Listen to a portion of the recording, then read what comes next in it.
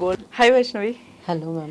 మొత్తానికి ఒక మంచి ఛాంపియన్ గోల్డ్ మెడల్ తీసుకొని వచ్చావు, పవర్ లిఫ్టర్గా హట్కే హట్కే ఉన్నావు, కానీ ప్రాపర్ రికగ్నైజేషన్ రాలేదు అని నీకేమైనా అనిపించింది ఎప్పుడైనా?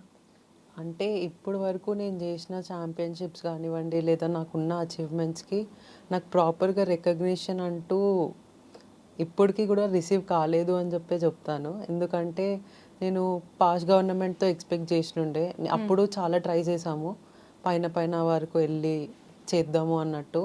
తర్వాత కూడా మాకు ఈ గవర్నమెంట్ వచ్చినాక, కాంగ్రెస్ గవర్నమెంట్ వచ్చినాక ఒక హోప్ ఉండే, అంటే ఈ గవర్నమెంట్ అన్న మాకు హెల్ప్ చేస్తుంది. ఇంకా స్పోర్ట్స్లో కూడా కొన్ని చాలా ఈవెంట్స్ తీసుకొచ్చారు, ఎలా అంటే సీఎం కప్ అలా తీసుకొచ్చేసరికి ఒక హోప్ ఉండే, అంటే ప్లేయర్ని రికగ్నిషన్ కానివ్వండి, ఏదైనా ప్రాపర్గా మాకు దక్కుతుంది అని చెప్పేసి మేము అలా అంటే వాళ్ళతో వెళ్ళాము, అంటే లోకల్గా ట్రై చేసాము, కానీ ప్రాపర్గా వీళ్ళు అంత రెస్పాండ్ అవుతున్నట్టు చూపారు, కానీ అది ప్రాపర్గా రీచ్ అవుతలేదు. ఈ సీఎం కప్ కూడా ఆడినట్లున్నావు కదా రీసెంట్గా జరిగిన, బట్ అయినా కూడా ఎక్కువ గుర్తించలే. వెయిట్ లిఫ్టర్ వేరు, పవర్ లిఫ్టర్ వేరా? యాక్చువల్లీ ఇవి టూ డిఫరెంట్ ఈవెంట్స్. వెయిట్ లిఫ్టింగ్లో 2 ఈవెంట్స్ ఉంటాయి, క్లీన్ అండ్ జర్క్ ఇంకా స్నాచ్. పవర్ లిఫ్టింగ్లో 3 ఈవెంట్స్ ఉంటాయి, స్క్వాట్, బెంచ్ ఇంకా డెడ్ లిఫ్ట్. ఈ 3 ఈవెంట్స్లో మనం మ్యాక్స్ ఒక్కొక్క ఈవెంట్లో ఎంత వెయిట్స్ ఇంక్రీజ్ చేసుకుంటా 3 ఛాన్సెస్ ఉంటాయి. అలా ఎలా అయితే వెయిట్స్ ఇంక్రీజ్ చేసుకుంటూ మనము ప్రాపర్గా 3 లిఫ్ట్స్ ప్రాపర్గా చేసుకుంటూ వెళ్తే లాస్ట్లో డెడ్ లిఫ్ట్ ఉంటుంది. ఫస్ట్ స్క్వాడ్, సెకండ్ బెంచ్, మళ్ళీ థర్డ్లో డెడ్ లిఫ్ట్. ఈ 3 ఈవెంట్స్ ప్రాపర్గా చేసుకుని లాస్ట్లో ఏదైతే టోటల్ వస్తుందో ఆ టోటల్ అందరు ప్లేయర్స్తో హైయెస్ట్ ఉంటే అప్పుడు ఫస్ట్. అట్లా మొత్తానికి కామన్వెల్త్ లో అందరు ప్లేయర్స్ లో టోటల్ లో హైయెస్ట్ ఉండి గోల్డ్ మెడల్ తెచ్చుకున్నావు. సూపర్. సో గోల్డ్ మెడల్ వచ్చిన టైంకి నీ ఏజ్ అప్పుడు ఎంత ఉండే? ఇది కామన్వెల్త్ వచ్చేసి నేను జస్ట్ రీసెంట్గా 2024లోనే వెళ్ళినండే. అప్పుడు నా ఏజ్ 20 ఉండే, ఇప్పుడు 20. సో జస్ట్ 20 ఇయర్స్కి Commonwealth Audi almost I guess 2 అన్ని అసలు మొత్తం లిమిట్ ఉంటుంది కదా వెయిట్ లిఫ్టింగ్ విషయంలో, నువ్వు అది క్రాస్ చేసావంట కదా. అంటే నా ఏజ్లో, నీ ఏజ్ అండ్ నీ కేటగిరీ, నీ వెయిట్, ఎన్ని కేజెస్ వెయిట్లో నువ్వు పార్టిసిపేట్ చేసింది? నేను వచ్చేసి 84 కేటగిరీలో పార్టిసిపేట్ చేస్తా, కంటిన్యూ అల్లోనే ఆ కేటగిరీలోనే చేస్తున్నా. ఓకే, ఒక 20 ఇయర్స్ అమ్మాయి 84 కేజెస్ కేటగిరీలో ఒక రికార్డ్ బ్రేక్ చేయడం అనేది, ఎన్ని కేజెస్ నువ్వు లిఫ్ట్ చేసింది డెడ్ లిఫ్ట్లో? Dead lift only single event dead లిఫ్ట్లో వచ్చేసి నేను అప్పుడు కామన్వెల్త్లో 170 చేసా, లేదంటే నా బెస్ట్ వచ్చేసి 200. అప్పుడు నా ఇంజరీలో ఉండే, కొంచెం తక్కువ వెయిట్స్ చేసేసి అలా కాంపిటీషన్కి నువ్వు నార్మల్ తక్కువ వెయిట్ చేస్తే అప్పటికి నువ్వే హైయెస్ట్ అయిపోయాను. సూపర్ ఉంది కదా. కానీ 170 కేజీస్ ఎత్తడం అంటే అది ఎట్లా ట్రైన్ అవుతావు నువ్వు? అసలు మనిషివా లేకపోతే ఇంకేందా అని అడగాలనిపిస్తుంది. డెఫినెట్లీ అంత స్ట్రెంగ్త్ ఎట్లా వస్తుంది? చాలా మంది అమ్మాయిలకు అసలు మోస్ట్లీ ఫిజికల్ స్ట్రెంగ్త్ ఉండదు అంటారు కదా. అంటే ఇదంతా ప్రాపర్ గైడింగ్ ఇంకా ప్రాక్టీస్ విషయమే చెప్పాలి. ఎందుకంటే నేను పాస్ట్ 3 ఇయర్స్ నుంచి, నేను ముందు ఎప్పుడైతే స్టార్ట్ చేశానో అప్పుడు నేను మ్యాక్స్ 70-80 కేజీస్ వరకే నా స్టార్టింగ్ ఉండే. అప్పుడు స్టార్టింగ్ 70-80 నుంచి మళ్ళీ అలా ప్రాపర్గా ప్రాక్టీస్ అయితే ఇప్పటి వరకు నేను ఒక్క రోజు కూడా మిస్ అయ్యింది లేదు. ఏ ఈవెంట్ ఉన్నా, ఫెస్టివల్స్ ఉన్నా, ఇంట్లో ఎంత ఫంక్షన్ ఉన్నా, ఏది ఉన్నా కూడా ప్రాక్టీస్ విషయానికి ప్రాక్టీస్ కంటిన్యూ. ఇప్పుడు 3 ఇయర్స్ కానికి వచ్చాయి, 3.5 ఇయర్స్ అవుతున్నాయి. అప్పటికి కంటిన్యూ ప్రాక్టీస్ ఉంటేనే నాకు ఆ లోడ్ వర్క్ వచ్చింది అని చెప్పి. మీ కోచే కదా మొత్తానికి అంత రాకి ఎత్తు లెఫ్ట్ ఎత్తు అని ఎట్లా నేర్పిస్తున్నా? అంటే నా వల్ల కాదు, నేను ఇంత వెయిట్ ఎత్తలేను అని నీకు ఎప్పుడన్నా అనిపించిందా? అంటే నాకు అలా ఎప్పుడు అనిపించలేదు, ఎందుకంటే ఇప్పుడు నేను 3 ఇయర్స్ నుంచి ఏదైతే చెప్తున్నా కదా, 3 ఇయర్స్ కూడా నేను కంటిన్యూ ప్రాక్టీస్లో ఉండే, కాంపిటీషన్స్కి కూడా ప్రతిసారి వెళ్తుండే. అక్కడ నా వెయిట్లో ఉన్నారు నాకంటే సుప్రీం ప్లేయర్స్ ఉన్నారు, అలానే నా సీనియర్ ప్లేయర్స్ ఎవరైతే, నేను ఇప్పుడు జూనియర్ కేటగిరీలో ఉన్నా, అలానే సీనియర్ కేటగిరీలో ప్లేయర్స్ ఎవరైతే ఉన్నారో వాళ్ళు నాకంటే ఇంకా ఎక్కువ చేసే వాళ్ళు ఉన్నారు. వాళ్ళని ఇన్స్పిరేషన్గా చూసుకొని వాళ్ళు అంత చేయొచ్చు అంటే నేను చేయగలను అన్నట్టు ఆ పాజిటివ్ వైబ్తోనే కంటిన్యూ చేస్తాను. కానీ కామన్వెల్త్ గోల్డ్ మెడల్ అయితే వచ్చింది, కానీ అప్పుడు నువ్వు ఫుల్ ఇంజురీతో ఉన్నావు అంట కదా. యాక్చువల్లీ నేను కామన్వెల్త్ స్టార్ట్ అంటే సెలెక్షన్ వచ్చేసి మొత్తం మొత్తం అంతా అయిపోయేసరికి నాకు ఎగ్జాక్ట్లీ 6 to 7 వీక్స్ ఉండే ప్రాపర్ ప్రాక్టీస్ కోసం. అయితే నేను మొత్తం ఫోకస్ దాని మీదనే పెట్టినుండే. కామన్వెల్త్లో ఎలా బెస్ట్ పిఆర్స్ ఇచ్చి ఇంకా అక్కడ రికార్డ్స్ ఉంటాయి, ఆ రికార్డ్స్ బ్రేక్ చేద్దాము అన్నట్టే నేను ఆ ప్రిపరేషన్లో ఉండే. ఆల్రెడీ అలా కూడా నేను స్క్వాడ్లో ఉన్న రికార్డ్ ఉండే, ఫస్ట్ 200 kgs ఏదో ఉండే, నేను 210 kgsతో ఆ రికార్డ్ బ్రేక్ అయింది. లిఫ్ట్ చేసినావు అయితే మొత్తానికి. అదే మళ్ళీ బెంచ్ ఇంకా డెడ్ కూడా అలానే ప్రాపర్ ప్రాక్టీస్ జరిగింది. కానీ డెడ్ లిఫ్ట్ చేసేటప్పటికి ఒక హెవీ సెషన్లో 210 kgs 210 kgs లోడ్ ఉండే, హెవీయెస్ట్ లోడ్ ఉండే అది నా ఇప్పుడు వరకు చేసిన. ఆ లోడ్ చేసేటప్పటికి అది ప్రాపర్ హైడ్రేషన్ లేకుండా బాడీలో వాటర్ కంటెంట్ లేక ఇంకా బాడీ డిహైడ్రేట్ అయిపోయి అది టెండాన్ స్ట్రెచ్ అయ్యి హ్యాండ్ లో ఇంజరీ ఉంది. అంటే ఇక్కడ కైండ్ ఆఫ్ ఒక నరం చిట్లినట్టు కదా, దాని మీద వెయిట్ ప్రెషర్ ఎక్కువ పడి అది గుంజినట్టు అయింది. అయితే ఎగ్జాక్ట్లీ కాంపిటీషన్కి 10 to 15 days బిఫోరే అయింది. అది ఆల్మోస్ట్ నేను ఒక 10 days అయితే నాకు అది హ్యాండ్ బ్యాండ్ ఉండి నాకు ఇంకా చాలా అంటే చాలా టెన్స్డ్ అయిపోయాను. ఇంత ప్రాపర్ ప్రాక్టీస్ జరిగి నేను మళ్ళీ కాంపిటీషన్కి అంత దూరం, అది కూడా సౌత్ ఆఫ్రికా లాంటి అక్కడ వెళ్ళి నేను ఏం చేయలేకపోతే మళ్ళా చాలా పెద్ద హ్యూజ్ రెస్పాన్సిబిలిటీ కదా. రెస్పాన్సిబిలిటీ పక్కన పెడితే అసలు సెల్ఫ్ గా మనం ఎంత సఫర్ అవుతామంటే అసలు ఇన్ని సంవత్సరాలు కష్టపడింది, ఇంతమంది నమ్మారు. ఇంకా ఇప్పుడు ప్రాపర్ పేరెంట్స్కి ఒక హోప్, కోచ్కి కూడా తను ఇన్ని రోజుల నుంచి నాకు ప్రాక్టీస్ చేయించి మళ్ళీ ఇంతమంది ఇప్పుడు నేను ఇండియానే రిప్రజెంట్ చేస్తున్నా అంటే అదొక ఫీలింగ్ వేరే ఉంటుంది. డెఫినెట్లీ వేరే కంట్రీకి వెళ్ళి ఇండియాని రిప్రజెంట్ చేయడం అనేది వేరే ఉంటుంది. బట్ అయినా సరే ఆ పెయిన్ తోటే లిఫ్ట్ చేసిన. పెయిన్ తోటి యాక్చువల్లీ లాస్ట్ లిఫ్ట్ వరకు కూడా నాకు ఆ పెయిన్, లాస్ట్ బిఫోర్ లిఫ్ట్కి ఆ పెయిన్ అలానే ఉండే. అంటే నేను వదిలేద్దాము సరే ఇప్పటికీ ఓకేలే అన్నట్టు ఉండే, కానీ లాస్ట్ లిఫ్ట్కి ఓకే ఏదైనా జరిగింది చూసుకుందాం తర్వాత నీకు వచ్చిన ఇంజురీకి ఇంకేదన్నా ఇష్యూ అయిందంటే ఇంకా నువ్వు తర్వాత ఆడడానికి ఉండదు. అది ఆలోచించాం. కానీ ఈ లిఫ్ట్ అయినా చేయాలా, హెవీయెస్ట్ కాదు కదా, యూ గివ్ యువర్ బెస్ట్, ఇది చేస్తే ఓకే పాస్ అయితే ఓకే లేదంటే లేదు అన్నట్టే ట్రై చేసా. అది సక్సెస్ఫుల్ అయ్యింది, అది ఓకే సాటిస్ఫైడ్. మేబీ అందుకే అంటే నీ విల్ పవర్, యాక్చువల్లీ నీ పవర్ లిఫ్టింగ్ పవర్ కన్నా విల్ పవర్ ఎక్కువ నేను గెలిపించింది కావచ్చు కదా. సో ఇప్పుడు ఈ జర్నీ అంతా కూడా సక్సెస్ఫుల్గా అంటే ట్రైనింగ్ అదే కైండ్ ఆఫ్ మోటివేషన్ ఇదంతా వెళ్తుంది. కానీ అసలు నువ్వు ఈ పర్టికులర్ ఇందులోకే రావాలని ఎందుకు అనుకున్నావు పవర్ లిఫ్టింగ్లోకి? అండ్ మీ కోచ్ కూడా ఎప్పుడైనా నేను ఏమైనా రికగ్నైజ్ చేసిరా, అరే నువ్వు ఇట్లా చేస్తే బాగుంటుంది ఇట్లా అని? అంటే ఎలా అయితే నా జర్నీ స్టార్టింగ్ అప్పటి నుంచి కూడా నేను ప్రాపర్ ప్లేయర్ అని చెప్పాను. ఈవెంట్స్లో ఉండే నేను వేరే వేరే గేమ్స్ చాలా చాలా అంటే మిస్టీరియస్ అని చెప్పాలా, ఏదన్నా ఫ్యామిలీలో అలానే ఉండే నేను. అంటే అన్న అంటూ చదువు, he was just for studying, తను అంత ఏం లేకుండే స్పోర్ట్స్లో కానివ్వండి దాంట్లో. నేను అంటూ మళ్ళీ స్కూలింగ్లో ఉన్నప్పటి నుంచి కూడా టీమ్ ఈవెంట్స్ ఇవన్నీ జరుగుతూ ఉన్నాయి. పేరెంట్స్ ఎక్కడ కూడా వద్దు ఏం లేదు అన్నట్టు ఏం చెప్పలేదు. అలా నేను కంటిన్యూ చేసుకుంటా కోవిడ్ టైంలో ఈ గేమ్లో వచ్చాను. అప్పటి నుంచి కూడా గేమ్కి నా బాడీ సెట్ అవుతుందా లేదా అన్నట్టు కూడా నేను ప్రాపర్గా మనకు తెలీదు కదా. ఒక ఈవెంట్లో మనం వెళ్తాము కానీ అది మన కోసం ఉందా లేదా, దాంట్లో మనకు ఫ్యూచర్ ఉందా అన్నట్టు ప్రాపర్గా తెలీదు. అలా కొన్ని డేస్ జరిగాయి. ఒక నేషనల్ ఈవెంట్ ఆడా, అది ఓకే అంటే నేను నా బెస్ట్ ఇచ్చినా కానీ నేను అక్కడ 7th 8th పొజిషన్లో ఉండే కింద నుంచి. అది నువ్వు ఓన్గా ఇవన్నీ కూడా నువ్వు ఓన్గా నీకు నువ్వుగా ప్రాక్టీస్ చేసి వెళ్తున్న టైంలో? నేను అప్పుడు జిమ్ఖానా గ్రౌండ్స్ అని సికింద్రాబాద్లో పారడైజ్ దగ్గర ఉంటుంది, ఇలానే గవర్నమెంట్ గ్రౌండ్. అయితే అక్కడ ఫస్ట్ స్టార్ట్ చేసినుండే. అంటే అక్కడ ఉన్నారు, అక్కడ జిమ్లో ఒక కోచ్ ఉన్నారు హేమలత మ్యామ్ అని చెప్పి. ఆ మ్యామ్ గైడెన్స్లో నేను చేసా, ఒక నేషనల్ చేసినాక నాకు అక్కడ ప్రాపర్గా ప్రాక్టీస్ అవుతుంది అన్నట్టు హోప్ అంటే కనిపించలేదు. మరి ఈ కోచ్ కౌశిక్ గారే కదా మీ కోచ్? ఎప్పుడు కలిసారు ఈ కోచ్ ని? అది నేను ఫస్ట్ నేషనల్లో వెళ్ళినప్పుడు తన టీం ఉండే, మొత్తం బాయ్స్ టీం ఉండే, ఉమెన్స్ ఎవరు లేకుండే పర్టికులర్ గా. బాయ్స్ టీం ఉండే, బాయ్స్ టీం కూడా ఆల్మోస్ట్ అన్ని ప్లేయర్స్ కూడా టాప్ 5లో ఉన్న ప్లేయర్సే ఉండే అన్ని ఈవెంట్స్లో, సబ్ జూనియర్లో కానివ్వండి, జూనియర్లో. అక్కడ 2 ఈవెంట్సే జరిగాయి, సబ్ జూనియర్, జూనియర్లో. అక్కడ వాళ్ళ ప్లేయర్స్ అందరు కూడా టాప్ 5లో ఉండే. అలానే సార్తో మాట్లాడడం జరిగింది. సార్ ఇలా ఉంది, ఇలా ఇలా ఉంది అంటే మళ్ళీ సార్ గైడ్ చేశారు.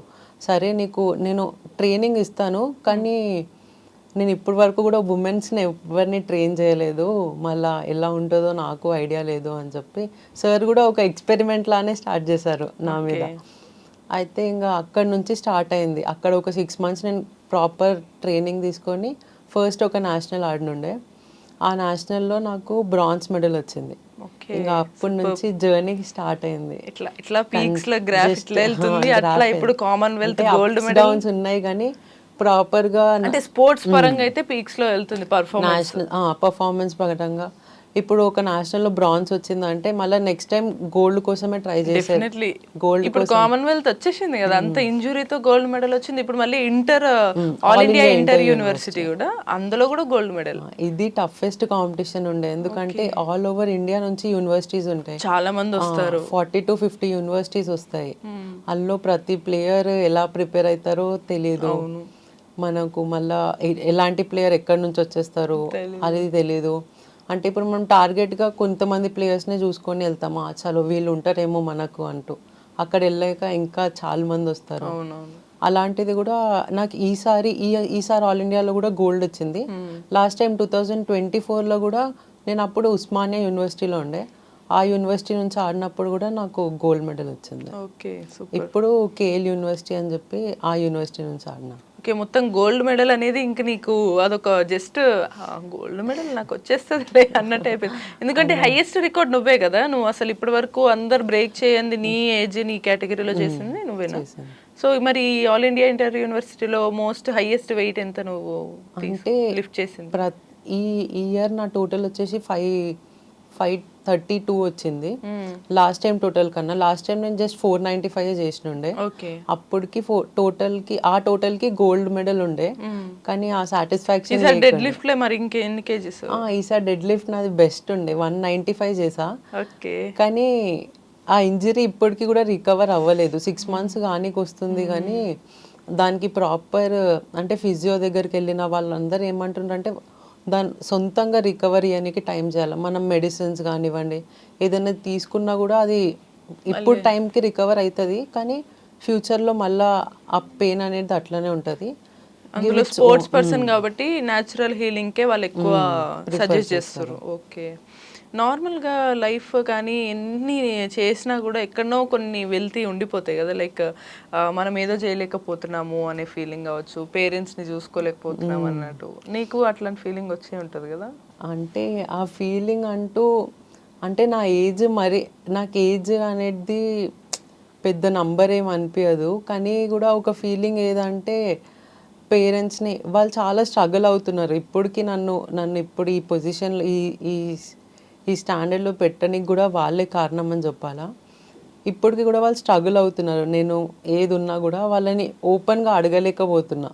అంటే ఇది చేయండి మమ్మీ అంటే వాళ్ళు అడిగితే చెయ్యరు అని చెప్పరు కానీ ఓపెన్గా చెప్పలేకపోతున్నా. నాకే అనిపిస్తుంది, అరే నాకు నా ఇన్కమ్ ఉంటే నేను చేసుకుంటుండేనేమో ఆ ఫీలింగ్ వస్తుంది. కానీ నేను ఒక్కసారి మళ్ళీ ఆ ఫీల్డ్లో వెళ్ళిన, ఒక్కసారి ఎర్నింగ్ ఫీల్డ్లో ట్రైనింగ్ ఫీల్డ్లో అలా వెళ్తే మళ్ళీ నేను ఎక్కడ నా గేమ్ నా పర్ఫార్మెన్స్ మళ్ళీ ఎక్కడ డౌన్ అయిపోతుంది. చిన్న వాటికి నేను వెళ్ళిపోతే మళ్ళీ ఈ ఫోకస్ అనేది మళ్ళీ ఫోకస్ వెళ్ళిపోతుంది అన్నట్టు అదొక్క బ్యారియర్స్ అయిపోతుంది. పేరెంట్స్ యాక్చువల్లీ ఏం చేస్తారు? మా పేరెంట్స్ వచ్చేసి డాడీ వచ్చేసి మెకానిక్ షాప్ ఉంది, మమ్మీ హౌస్ వైఫ్. ఇప్పుడు అన్నయ్య ఉన్నారు, అన్నయ్య ఇంజనీరింగ్ అయిపోయింది, తను ఇప్పుడు జాబ్లో ఉన్నారు. బట్ నువ్వు కెరీర్ ఇది స్టార్ట్ చేసినప్పటి నుంచి అసలు ఫాదర్ అట్లా ఉన్నా కూడా ఫుల్ సపోర్ట్ గట్టిగా ఉండే కదా? Full support. ఇంకా మా గ్రాండ్ ఫాదర్ ఉంటుండే, తను ఇప్పుడు లేరు. తను చాలా సపోర్ట్. తన ఏజ్ గ్రూప్లో ఉన్నప్పుడు పైల్వాని అవి ఇవి చేసినారంట, రెస్లింగ్ చేసేవాళ్ళంట. అదే ఏదో బ్లడ్లో అయితే ఉంది, లైక్ కొంచెం ఒక దంగల్ ఫీలింగ్ వచ్చిందని. అది ఉన్నప్పటికీ తాతయ్య చాలా సపోర్ట్. నేను 7th క్లాస్లో ఒక నేషనల్కి వెళ్ళినప్పటికీ నేను నా లగేజ్ ఏం ప్యాక్ చేయలే, తనే మొత్తం లగేజ్ ప్యాక్ చేసి ఇన్ని ఫుడ్స్, ఆ న్యూట్రిషన్ అవి డ్రై ఫ్రూట్స్ అవి ఇవి తీసుకొచ్చి బ్యాగ్లో పెట్టి ఇలా వెళ్ళు, మంచిగా ఉండు, మంచిగా ఆడు అంటే ఇంకా తాతయ్య సపోర్ట్ అంటే ఫ్యామిలీ ఓ ఏదో మంచి పని చేస్తున్నామే అన్నట్టు ఆ ఇంట్లో అంటే పెద్దవాళ్ళు మోస్ట్లీ ఎవరైనా పిల్లలు ఏమైనా చేస్తే తిడతారు, కానీ ఇక్కడ సపోర్ట్ ఉంది కదా అని ఫీల్ అయ్యారు. అలా. బట్ నీకే పర్టికులర్ మూమెంట్ ఏమన్నా వచ్చిందా, లైక్ నేను ఓకేలే గివ్ అప్ ఇద్దాం, ఇంట్లో అంత సఫర్ చేస్తున్నా నేను అంటే ఆ ఫీలింగ్ నాకు వచ్చినా మా పేరెంట్స్ని ఎప్పుడు కూడా వాళ్ళు ఆ ఫీలింగ్ని రానివ్వరు. అంటే నేను ఏదైనా ఒక ఛాంపియన్షిప్కి వెళ్ళి ఇప్పుడు నాకంటూ ప్రతి కాంపిటీషన్లో నేనే ఛాంపియన్ అవుతా అని చెప్పి నేను ఆ కాన్ఫిడెన్స్, ఆ ఓవర్ కాన్ఫిడెన్స్లో నేను వెళ్ళను. ఒక కాంపిటీషన్ అయిపోతుంది, దాని తర్వాత నేను చూసుకుంటా. తర్వాత ఒక అప్స్ అండ్ డౌన్స్ ఉంటాయి. మళ్ళీ ఒకసారి నేను ఒక 2 times జాబ్ ట్రయల్స్ కూడా ఇచ్చా, అక్కడ కూడా వర్కౌట్ అవ్వాలి ఆ ట్రయల్స్. మళ్ళీ ఇంటికి వెళ్ళేసరికి ఒక 2-3 days నేను ప్రాక్టీస్కి వెళ్ళకుండా ఇంట్లోనే కూర్చొని ఉన్నా అంటే వాళ్ళే వచ్చి మోటివేట్ చేస్తారు.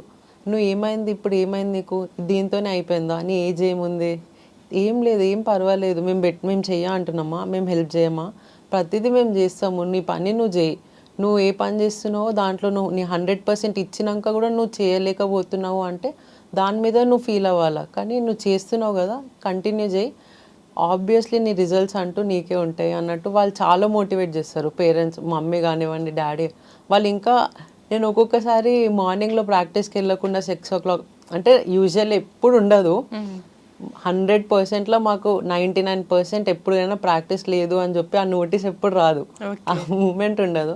ఎప్పుడైనా ఒకసారి సార్కి ఏదైనా వర్క్ ఉన్నా లేదా ఏదైనా ఫెస్టివల్ ఉన్నా ఆ రోజు ప్రాక్టీస్ లేదు, నేను ఆ టైంకి ఇవ్వలేదు అంటే ఇంట్లో ఒక పెద్ద యుద్ధం.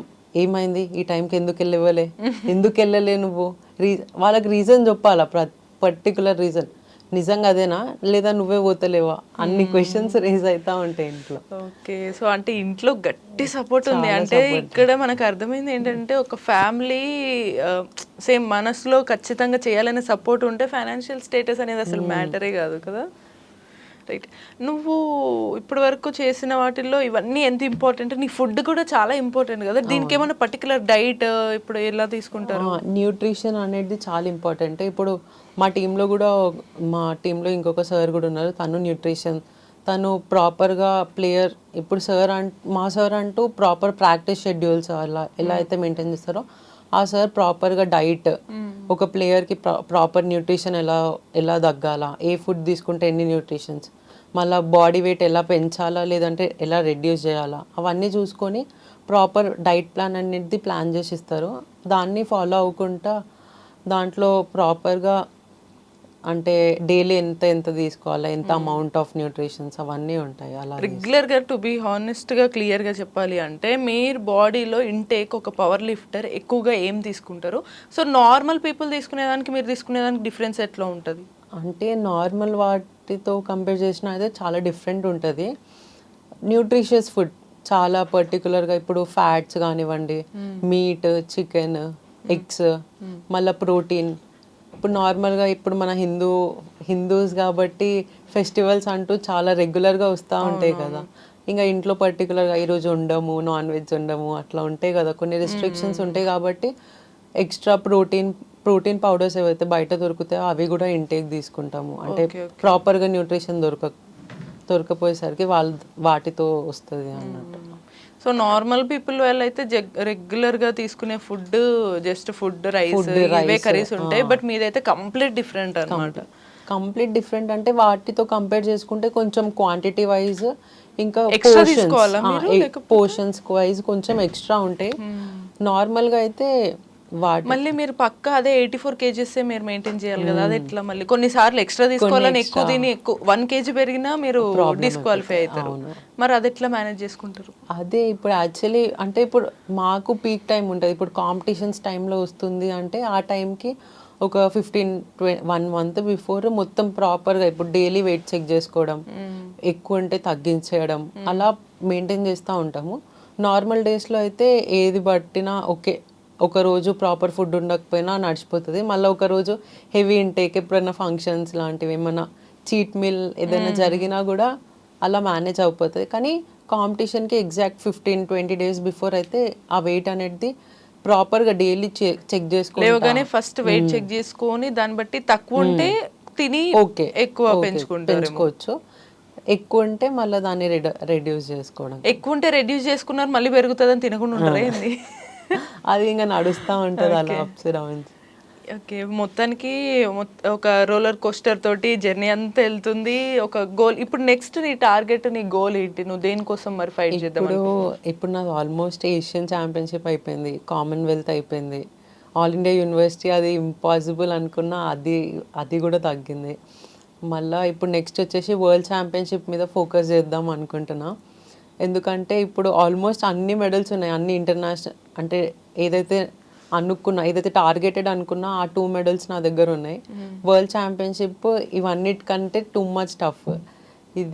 ఇది ఒక 25% అంటే దానికి ఒక 100% అట్లా ప్రాక్టీస్ చేసి దాని మీద ఫోకస్ చేద్దాం అనుకుంటున్నా. అంటే ఇప్పటి వరకు నువ్వు చేసిన దాన్ని జస్ట్ 25% అనుకుంటున్నావా? అమ్మ బాబాయ్, మేము పొద్దున్న లేచి జస్ట్ ఏదో 2-3-20 నిమిషాలు 30 నిమిషాలు జిమ్ చేసి వస్తే అబ్బా నేను లైఫ్లో పెద్ద జిమ్ చేసిన, ఫిట్నెస్ ఫ్రీక్ అనే ఫీలింగ్లో ఉన్న వాళ్ళకి నువ్వు 25% చేసిన అంటున్నావు. 190 కేజెస్ ఎత్తి. అంటే ఇప్పుడు ప్లేయర్స్ అంటూ ఇండియాలో ఉన్న ప్లేయర్స్ కానివ్వండి లేదా బయట కంట్రీలో ఉన్న ప్లేయర్స్తో కంపేర్ చేసుకుంటే, అంటే ఒక పాజిటివిటీలో, ఒక పాజిటివ్ వైబ్లో వాళ్ళతో కంపేర్ చేసుకుంటే నేను ఏమీ లేదు అనుకుంటమే బెస్ట్. ఎందుకంటే నేను ప్రాక్టీస్ నేనే సుప్రీమా, నేనే ఎక్కువ చేసేసా అనుకుంటే నెక్స్ట్ డే నుంచి ప్రాక్టీస్ నాకు వచ్చేస్తుందిలే అన్నట్టు ఉంటుంది. అందుకే ఎప్పుడైనా ఒక ఫిక్స్డ్ టార్గెట్ పెట్టుకొని మనం ఆ టార్గెట్ రీచ్ అయితేనే కానీ వరల్డ్స్లో మెడల్ ఉంటుంది అన్నట్టు ఆ ప్రాక్టీస్ చేయాలి. సో ఒక యంగ్ ఏజ్లో ఒక మంచి పవర్ లిఫ్టర్ని తయారు చేశారు మీ కోచ్ మొత్తానికి, కౌశిక్ గారికి. నేను నా పేరెంట్స్, మా మామ్, డాడ్, బ్రదర్ వాళ్ళకి ఎంతైతే థ్యాంక్ఫుల్ ఉన్నానో దానికంటే ఇంకొక 50% ఎక్స్ట్రా అనే చెప్పొచ్చు. మా కోచ్కి అంత థ్యాంక్ఫుల్ ఉన్నా. ఎందుకంటే ఏజ్ అనేది ప్రాపర్ ఏజ్లో గైడ్ చేయడం అది వేరు విషయం. ఇప్పుడు ఏజ్ అయిపోయినాక కోచ్ దొరకడము, ఆ టైంలో దొరికితే బాగుంటుండేనేమో అని ఆ ఫీలింగ్ ఉంటుంది. కానీ నాకు ఆ ప్రాపర్ ఏజ్, నేను ఎప్పుడైతే సబ్ జూనియర్లో ఉండే అప్పుడే నాకు ఆ కోచ్తో కలిసాను. అప్పటి నుంచి ఇంకా ప్రాపర్ గైడెన్స్లో నడుస్తుంది. ఇప్పటికీ కూడా తన గైడెన్స్లో నడుస్తున్నా కాబట్టి ఇప్పుడు ఇక్కడ వరకు అచీవ్మెంట్స్ ఉన్నాయని చెప్పొచ్చు. అంటే మొత్తానికి ఆన్ స్క్రీన్ మెడల్స్ అన్ని వైష్ణవి, బట్ ఆఫ్ స్క్రీన్ అంతా కోచే అన్నమాట. డెఫినెట్లీ. బట్ కొన్నిసార్లు కోచ్కి కూడా ఒక ప్లేయర్కి మంచి మెడల్ తీసుకొచ్చిన రికగ్నైజేషన్ కొన్నిసార్లు రాదు, మళ్ళీ కోచ్కి అసలే రాదు. సో మరి మీ కోచ్కి ఏమన్నా చేయాలి ఇట్లా కైండ్ ఎమోషనల్ థింగ్ ఏమన్నా ఉందా నీకు? అంటే ఆ ఫీలింగ్ అయితే డెఫినెట్లీ ఉంటుంది. ఎందుకంటే అది ఎంత నేను ఏం చేసినా కూడా ఆయనకి ఆ ఫుల్ఫిల్మెంట్ నేను చేయలేను. ఎందుకంటే తను చేసింది చాలా గ్రేట్. ఎందుకంటే తనది కూడా పెద్ద ఏజ్ ఏం కాదు, తను కూడా ఇప్పుడు మాలాగే నార్మల్ ఏజ్, మాకంటే ఒక 5 years పెద్ద అంతే, ఒక యంగ్స్టర్ అని చెప్పొచ్చు. అలాంటి కోచ్. సో తనకు కూడా తన ఫ్యూచర్ ఉంటుంది, వాళ్ళ ఇంట్లో ప్రాబ్లమ్స్, వాళ్ళ ఇంట్లో కూడా చెప్తారు ఏంది ట్రైనింగ్ నువ్వు నీ ఫ్యూచర్ మీద ఫోకస్ చేసుకోవచ్చు కదా అన్నట్టు ఆ ఫీలింగ్ అయితే సార్కి కూడా ఉంటుంది. కానీ కూడా అవన్నిటిని పక్కన పెట్టి మాకు ప్రాపర్ గైడెన్స్, ప్రాపర్ కోచింగ్, ప్రతి డే కోచింగ్, మార్నింగ్ ఈవినింగ్. మళ్ళీ మా కాంపిటీషన్స్ ఎక్కడ జరిగినా కూడా నార్మల్గా మన సౌత్లో ఉండవు, నార్త్ సైడ్ ఎక్కువ ఉంటాయి. ఇప్పుడు నేను రీసెంట్గా కూడా జమ్మూ కాశ్మీర్ నుంచి వచ్చా, అక్కడి వరకు కూడా ట్రావెలింగ్. తనకి ట్రైనింగ్స్ ఉన్నా కూడా తనకు ట్రైనింగ్స్ ఉన్నా కూడా లీవ్ తీసుకొని మా కోసం వచ్చి అన్నీ చేయడం అది అంత ఈజీ ఏం కాదు. తనకంటూ ఒక డ్రీమ్ ఉంది, మా యునైటెడ్ బార్బెల్ క్లబ్ అని ఒక అకాడమీ పెట్టాలని. ఆ అకాడమీ ఎప్పుడైతే తను పెడతారో అప్పుడు మా 100% సపోర్ట్ ఉంటుందని చెప్పేసి అయితే ఆ గ్యారంటీ అయితే పక్కా ఇస్తాను. సో నువ్వు ఇప్పుడు ఒక యంగ్ పవర్ లిఫ్టర్ ఛాంపియన్గా ఇప్పుడున్న మన యంగ్స్టర్స్కి ఒకవేళ ఏదైనా మెసేజ్ ఇవ్వాలంటే ఏం చెప్తావు వైష్ణవి? ఆబ్వియస్లీ ఎంత బిజీ ఉన్నా కొంత మనం సోషల్ మీడియా చూస్తున్నాం, ఎవరెవరు ఎంత ఘోరంగా తయారవుతున్నారు ఏంటి అనేది నీకు చూసినప్పుడు నేను ఏమనుకుంటావు? వాళ్ళకి అరే ఇదిరా అని ఇట్లా ఏమో చెప్పాలనిపిస్తుంది కదా, ఏమనుకుంటే? ఒక ఫీలింగ్ ఏంటంటే ఇప్పుడు మేము అంత పాపులర్ లేము, కానీ ఇప్పుడు ఏదైతే సోషల్ మీడియా ఇన్ఫ్లుయెన్సర్స్ ఎవరైతే జస్ట్ రీల్స్ చేయడము వాళ్ళు అంత హైప్లో ఉంటున్నారు. ఓకే అంటే వాళ్ళ టాలెంట్ చూపించుకుంటున్నారు, దట్స్ ఫైన్. బట్ ప్రాపర్ వేలో వెళ్తలేరు. సరే మీరు మీడియా ఇన్ఫ్లుయెన్స్ చేస్తున్నారు కానీ ఒక గుడ్ వేలో చేయండి. ఏది చేసినా కూడా ప్రాపర్ సొసైటీకి ప్రాపర్ మెసేజ్ ఇచ్చినట్టు చేయండి. కానీ మరి ఈ రోజు రేపైతే చాలా ఘోరం చూస్తున్నాము. ఇంకా అలాగే దానివల్ల సొసైటీలో కూడా చాలా కేసెస్ అనేటివి అవన్నీ లేనిపోని ఇష్యూస్ క్రియేట్ అవుతున్నాయి. అలా కాకుండా కూడా ప్రాపర్ ఒక సింపుల్ మెసేజ్ ఏంటంటే నాట్ ఓన్లీ లిఫ్టింగ్లోనే కాకుండా కూడా మీకంటూ ఏదైనా సెల్ఫ్ డిఫెన్స్ మీరు నేర్చుకొని ఉండండి. ఏదంటే ఒక 15 to 16 ఏజ్ వచ్చింది, మనం అంటూ ప్రాపర్ ఏజ్ వచ్చినాక ఏదైనా ఈవెంట్లో కానివ్వండి, జిమ్స్లో కాకుండా కరాటేస్ ఎన్నో ఈవెంట్స్ ఉన్నాయి. మళ్ళీ సమ్మర్ క్యాంప్స్ కూడా చాలా జరుగుతూ ఉంటాయి కదా, వాటిలో పార్టిసిపేట్ చేసి మీకు మీరు okay I can protect my self అంటూ మీరుంటే జస్ట్ దట్స్ ఇట్. ఈవెన్ ఏదన్నా సాధించలేకపోయినా కూడా ఏం చేస్తే వాళ్ళు ఎలా మోటివేట్ అవ్వాలంటూ? మోటివేషన్ అంటే నాకైతే నా ఫ్యామిలీ కండిషన్ చూసి నేను మోటివేట్ అవుతా అనిపిస్తుంది. లైక్ ఎగ్జాంపుల్ ఇప్పుడు మనకి రీసెంట్గా ఇప్పుడు ఇంటర్ రిజల్ట్స్ వచ్చినాయి, కొంతమంది జస్ట్ మార్క్స్ తక్కువ వచ్చినాయి అని ఏదేదో వెంటనే డెసిషన్స్ తీసుకుంటారు. వెంటనే డెసిషన్స్ అంటే అవి చాలా వేస్ట్ డెసిషన్స్ అని చెప్పొచ్చు. ఎందుకంటే నాకు అంటూ ఒక ప్లేయర్ని ఒక రికగ్నిషన్ రావాలంటేనే తను ఎన్ని ఇయర్స్ కష్టపడితే కానీ ఒక సింగిల్ ఈవెంట్లో తనకు ఒక మెడల్ వస్తుంది. అలానే మోటివేషన్ ఏంటంటే ఇంటర్ ఒక్కటే అని కాదు, 10th ఇంటర్ గ్రాడ్యుయేషన్ ఇవన్నీ జస్ట్ ఒక లెవెల్, మన లైఫ్లో ఒక స్టేజ్ అంతే, అదే లైఫ్ కాదు. అలా అంటూ అక్కడికి మనం ఆగిపోయినామంటే లైఫ్లో ఎక్కడికి వెళ్ళలేము. జస్ట్ అదొక స్టేజ్ లానే భావించి, అది కాకుండా కూడా మనకి అదొక్క వే క్లోజ్ అయిందంటే మనకి ఎన్నో వేస్ ఉంటాయి, ఎన్నో డోర్స్ ఓపెన్ అయినాయి అని చెప్పేసి వేరే మీద దాని మీద ఫోకస్ చేసుకొని, లేదంటే దాని మీద కంప్లీట్ ఫోకస్ చేసి దాన్ని క్లియర్ చేసుకోవడం మంచి. సో మోస్ట్ ప్రాబబ్లీ నాకు కూడా ఇంకోటి అర్థమైంది ఏంటంటే, ఎంగేజ్లో ఒక గోల్ పెట్టుకున్నా లేదా ఎంగేజ్లో ఒక మెయిన్గా స్పోర్ట్స్కి వెళ్తే అచీవ్మెంట్ మీద ఎక్కువ ఫోకస్ ఉంటుంది అండ్ మెచ్యూరిటీ కూడా కొంచెం తొందరగా వస్తుంది ఏం చేయాలని కదా. Like so super. And next definitely world ఛాంపియన్లో మీరు వైష్ణవి ఒక గోల్డ్ మెడల్ తీసుకొని వచ్చిన తర్వాత మళ్ళీ ఒకసారి బిగ్ సెలబ్రేషన్స్ ఉంటాయి నాకు తెలిసి తెలంగాణలో. సో ఆ మూమెంట్ రావాలని కూడా నేను ఎక్స్పెక్ట్ చేస్తున్నా. దానికి congratulations advance and all the best ఫస్ట్లో. Thank you. Okay, thank you Vaishnavi.